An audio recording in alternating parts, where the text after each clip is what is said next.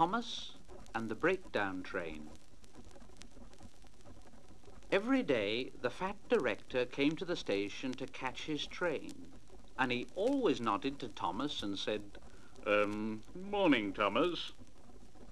There were lots of trucks in the yard, and Thomas had to push and pull them into their right places. He worked hard.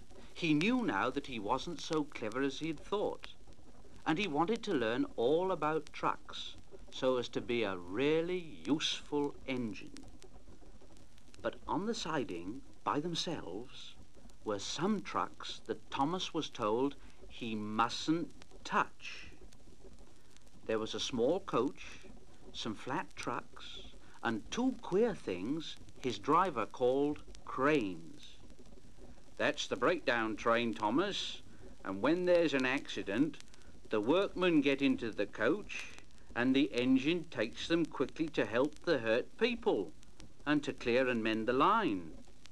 The cranes are for lifting heavy things like engines and coaches and trucks." One day, Thomas heard an engine whistling. "Help! Help!" And a goods train came rushing through, very fast. "Help! Help!" The engine, a new one called James, was frightened. His brake blocks were on fire, and smoke and sparks streamed out on each side. "They're pushing me! They're pushing me! Those silly trucks are pushing me!" And the trucks just laughed. "Ha ha! Ha ha! Ba ba ba ba! Ha ha! Ba ba ha ha! Ba ba." Poor James disappeared under the bridge, whistling for help. "Help! Help!" Thomas the tank engine didn't know what to do. "Oh, I'd like to teach those trucks a lesson." Presently, a man came, running. "James is off the line. The breakdown train, quickly!" So Thomas was coupled on. The workmen jumped into their coach, and off they went. Thomas worked his hardest. "Faster, faster! Faster, faster!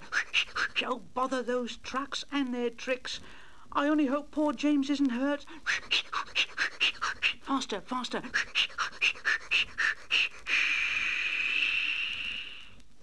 They found James and the trucks at a bend in the line.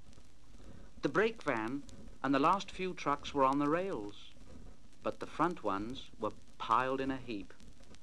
James was in a field with a cow looking at him, and his driver and fireman were feeling him all over to see if he was hurt.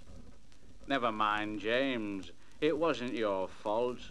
We always said your wooden brakes was no good." Thomas pushed the breakdown train alongside. Then he pulled the unhurt trucks out of the way. "Oh, oh, oh dear! Oh, don't hurt us, Thomas! Oh, oh, oh, don't hurt us, Thomas!" "It serves you right! It serves you right!"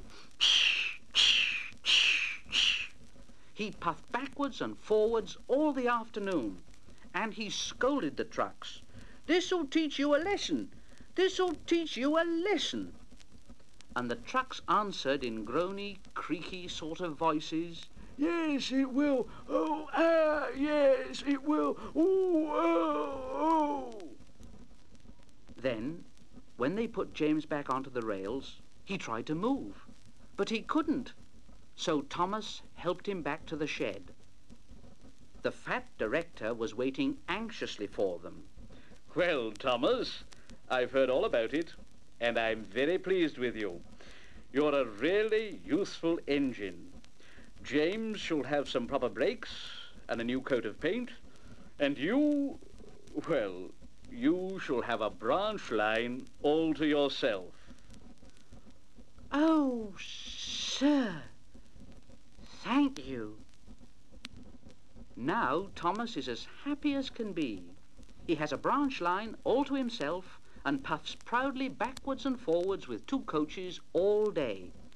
He's never lonely, because there's always some engine to talk to at the junction. Edward and Henry stop there quite often and tell him the news. Gordon is always in a hurry and doesn't stop, but he never forgets to say to Thomas, and Thomas in return always whistles